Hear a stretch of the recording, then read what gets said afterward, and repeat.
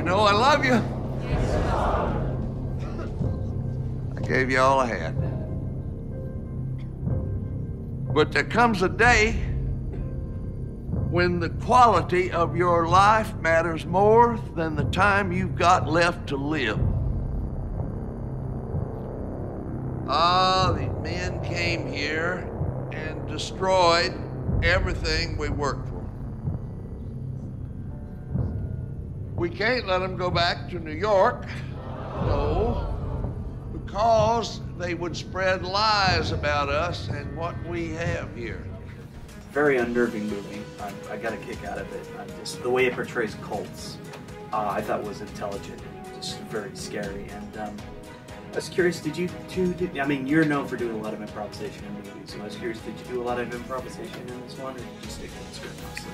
Mostly to the script. We had a few scenes where we could play, but even in those scenes, we were playing from the script. It's pretty different than the work we had done together before. Yeah, and I think that this is the one movie that we've kind of all worked on where the mission statement changed, you know, or the initial approach conceptually before we were shooting the pre-production conversations ended up being discarded because at first there was in the first draft of the script, Ty was saying, you know, we're going to figure out what you actually say. This is sample dialogue. Yeah, and this is just you guys so that will wing it a little this bit. is just so the investors know that there's going to be a movie or what happens in the scene.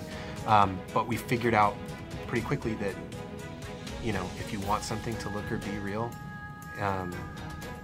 it can't be in the way that we were doing it because we didn't get to have movie tricks. We weren't getting to punch in a different coverage, and something had to play out in the scene. So to do it that way, we really needed to paint with sort of fine lines and very specific tracing in a way that we haven't had to do together before. For me as a performer, my background is theater, so it was a learning process to get into the improv. And then it became a learning process to sort of get back out of it. For this one, I would say that it was probably between 80 and 90% completely on script. The interview scene with Father is 100% down to the grammar, punctuation, on script. The only time that we really deviated were when Joe and I were together, because we knew that, you know, okay, well, this is just a slice of life moment, and we're not having to worry about exposition too much. But other than that, yeah, it was pretty scripted.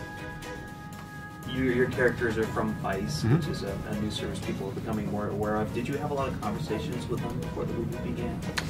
I never talked to them. No, I watched a lot of their stuff just to make sure that when we were shooting, I kind of had the rhythm of it right, and also, you know, Ty and I traded off operating the camera, so I wanted to make sure that I was shooting it. It sort of felt like how they cover stuff, and but no, I never talked to the people over there. Neither did I. Ty was really sort of the liaison. It wasn't a producer or somebody else. Ty, I believe, is familiar or friends with a couple of the people at Vice, and so they were open to us using them, which made it a very different movie. It really heightened the reality and the stakes of everything because we didn't have to be a fake news source that was like something. We were literally something. So then it becomes a pass-fail for us as to whether or not we did them their service that they were owed to being authentically like them. So yeah, I too watched a lot of the Vice Guide to Travel over and over again when we were first getting down to Savannah to start shooting it. Look around here. Look at all these people. Do you see anybody who look like they ought to go to jail? It doesn't look like it, no. That's right. I see you wear a ring on your finger. You a married man, are you? Yes. Oh, that's good. You love your wife? Excuse me? A simple question. Do you love your wife? Yes, of course. And you do anything for her? Yeah. And what about that child you have on the way? Oh, what's wrong? You seem caught off guard by my question.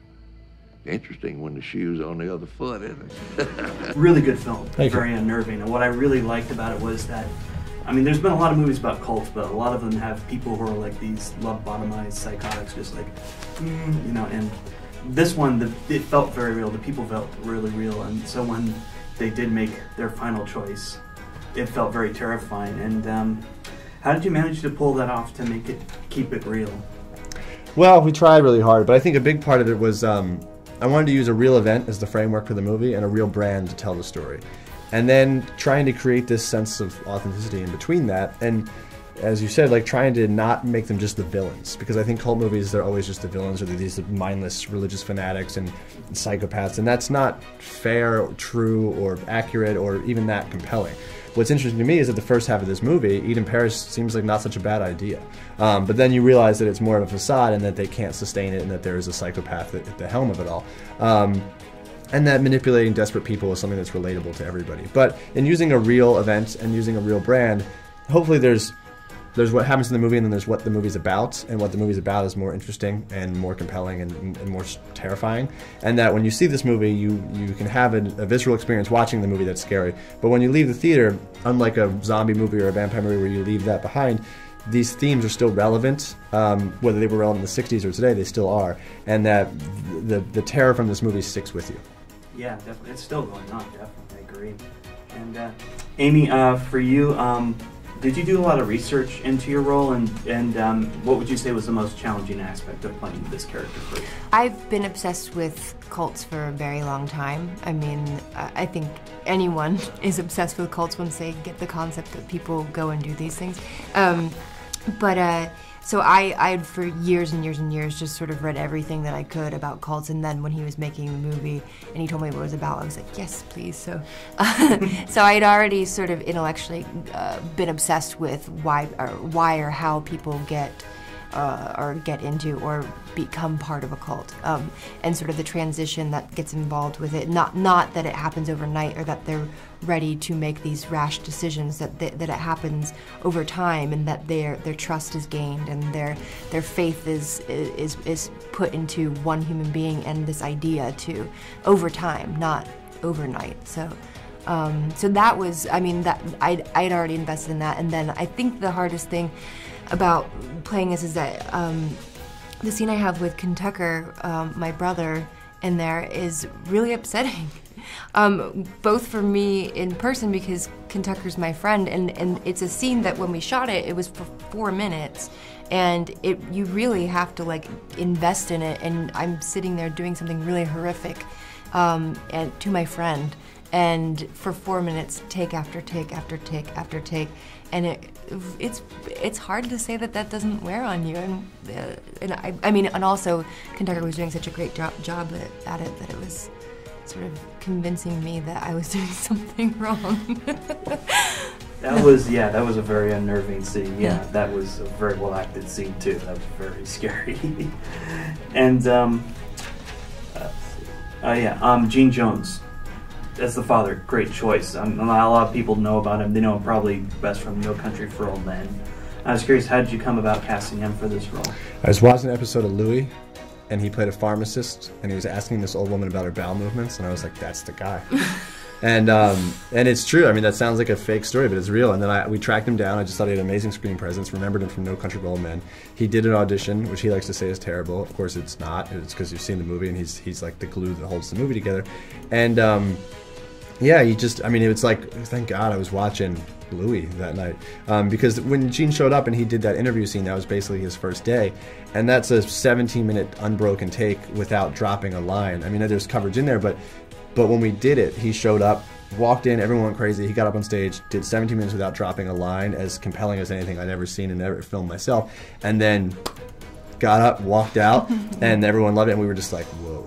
It was kind of, that was the moment on making the movie that we were like, aha. You know, we had shot a lot of other great stuff, and there's scenes in the movie that are equally as beneficial as that, but that was the scene that was like, this is the pivotal moment in the movie that if this scene doesn't work, the rest of the movie doesn't really work either. And after his first take, I know that we were all like, it's gonna work. I'd like to change my answer and say the hardest part of working on the movie was being humbled by Gene. When you see an actor like that, you're just like, I give up. Yeah, it's like he was born to play that role, so it was pretty exciting. Yeah, he definitely. It's the first time I'd written something where I'd seen someone say the words that I wrote that I truly forgot that I wrote it. Take the camera. I want you to film this. It's important. Yes, Father. Take it. Take it.